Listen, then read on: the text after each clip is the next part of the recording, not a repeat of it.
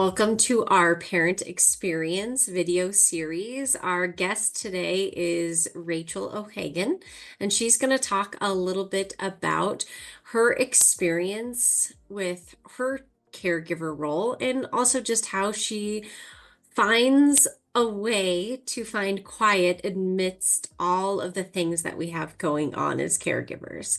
So, welcome, Rachel. Thank you so much for having me. I'm so excited to be here. Yeah, well, why don't you let's just start with you telling us a little bit just about your caregiver journey, a background. Yeah, absolutely. So I'm a mom of two boys under 4. I have a son named Bo and a son named Rory. And my caregiver journey began about 3 years ago. My son, he progressed typically his first year of life, meeting all of his milestones. And it was following after his first birthday, I noticed he had a hand tremor. And I previously was a learning resource teacher, and I taught a little boy that had spinal muscular atrophy. And I remember hearing his mom's story about how it started with a hand tremor. So Mm. I was desperate for answers. And at the time, I was 7 months pregnant with my youngest. And I needed to know answers because I needed to find answers for Bo so I'd be able to find answers for Rory. So doctors, to put it lightly, they gaslit me and let me know that it was all in my head and I was making up these experiences. And over the next 7 months, I watched my son lose all of his gross motor abilities. He was unable to lift his arms anymore. He was unable to sit independently. His legs were like noodles. And by the time a doctor finally listened, he had no mobility, and we got the call that he had spinal muscular atrophy. That was a shock to our systems for sure, because at the time, if you Googled spinal muscular atrophy, the life expectancy was 24 months of age, and Bo was 17 months old. So I didn't have time to grieve. I did not have time to be sad because I had a little one on the way and one right in front of me that we needed to find answers for. So I did what I do best. I cried. I cried to everybody around me. I gathered community. I just talked and shared our story everywhere I could. I was desperate for support. And sharing our story, we got connected with really, really beautiful people that have also experienced grief themselves. And so they wanted to support us. They helped us fundraise, and we began to fight for gene therapy and treatment for our son. And yeah, community rallied around us. And because of that, I feel very passionate about building communities for the caregiver community because that ultimately changed our trajectory immensely because of all of their support. Wow.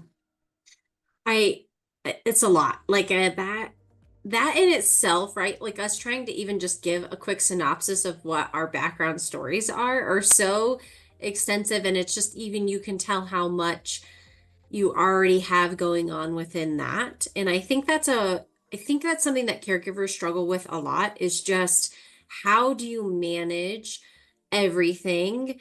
And one of the things that I constantly hear from parents is like after the diagnosis or as you're going through treatment is that it becomes like all consuming. Like I remember when my 100%. daughter was born with clubfoot, like or she was diagnosed, she wasn't even born yet, and I had turned to my husband at one point and was like, will there ever be 1 minute that I don't think about this? And I was like, Hmm. it just became the constant thing that was in my mind. And at the end of it, it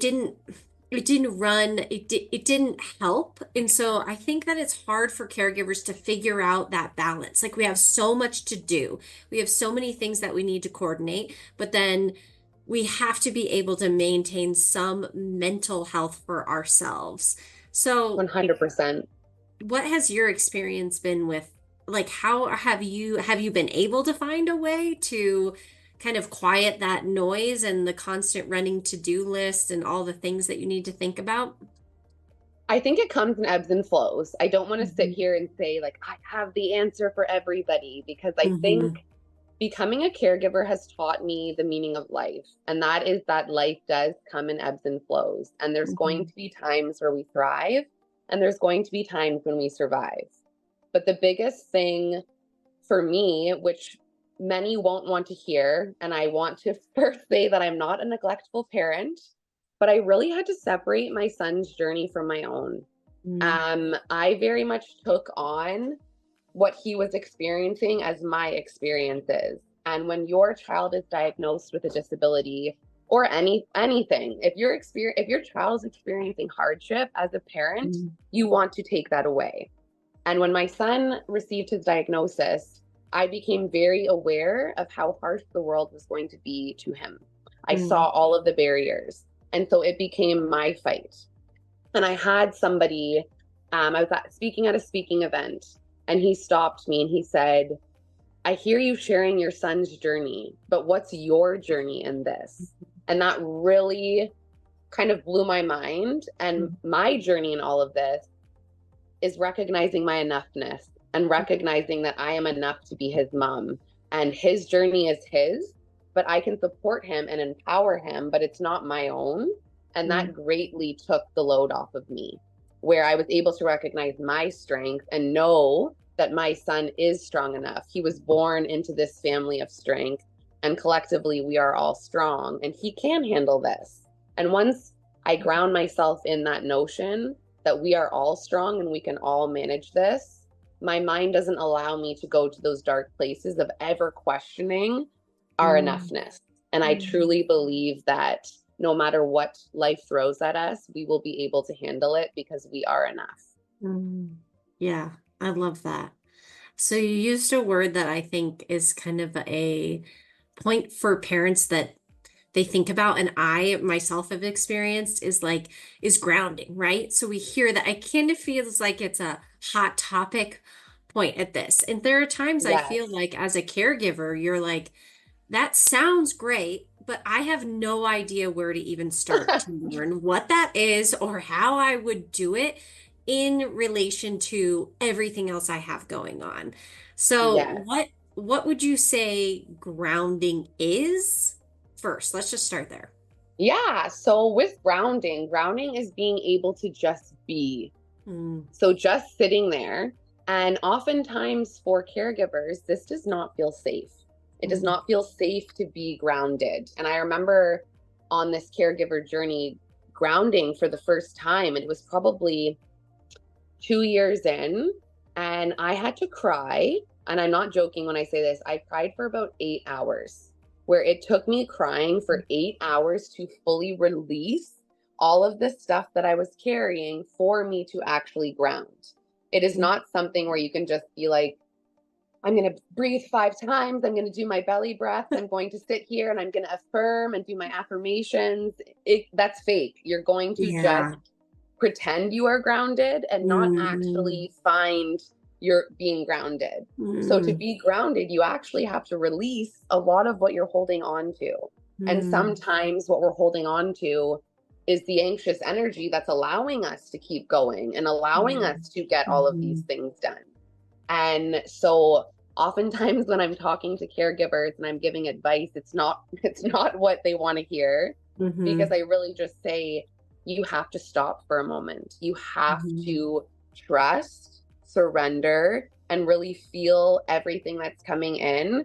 And I promise you, this is a promise I can 100% keep, that you will come back up from that, because you have to hit rock bottom before you can rise up and go anywhere. So if you feel like you're in the dark depths of hell right now, know that the only way from there is not going down more, it's going up. So you have to truly feel that. And it can be very scary being in the dark. But if you mhm, have community and people that you can really be authentic and true with and share these deep, dark feelings that you're having without judgment. When I'm mhm, in my dark, I never want certain people to hear my inner dialogue, but I do. I have mhm, my people that I can share my dark with, and I'll say to them, like, look, dark Rachel's coming out. I need you to just mhm, hear this. No judgment. You don't even need to say anything back to what I'm saying, but I just need my safe person so I can say all of this too, get it out. mhm, And then I'm like, oh, all right, now I'm back. I'm here. I'm good. But you really have to release all of that stuff that you're holding on the inside to truly ground. And once mhm, you do that, you can ground very quickly after that. And you can find that peace and tranquility after you found it that one time and have been able to release. And you can do quick breaths, belly breaths, and things like that Mm, after you have released what you're holding on mm, to. mhm.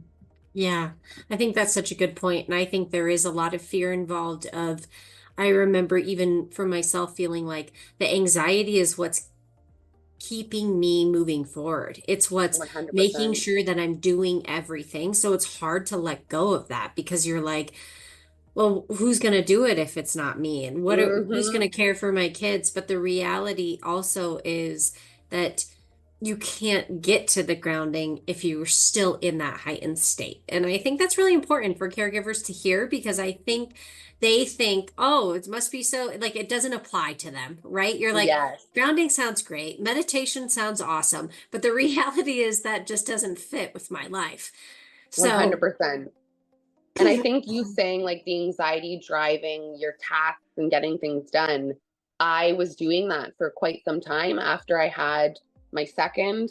My anxiety, I was like, this is amazing. Like, I'm able to do so much. And then I ended up suffering from panic attacks and I had to go, I was admitted into the hospital. And that was so scary because I was like, everything's going to fall apart. But guess what?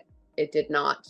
It did not fall apart. People came through and things started happening. And it was this kind of tragic event that happened that allowed me to trust and see like I need to release some of the control that I'm having on this situation and really trust in those around me. And that really changed it changed a lot for us. So, what would you say is like a takeaway? What do you want caregivers to? I think the biggest thing that I wish I told myself at the beginning was that I am enough. I am enough to be a caregiver. I am enough for my Mhm. son.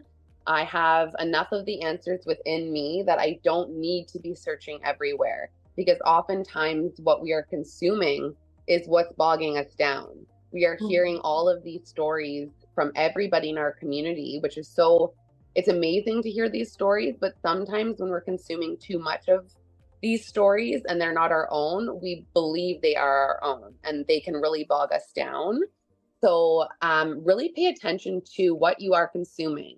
What are you reading, listening to, bringing in? Are these making you feel good? Are they not making you feel good? Because sometimes we need to disconnect from that to truly be able to figure out what we are holding on to and ground.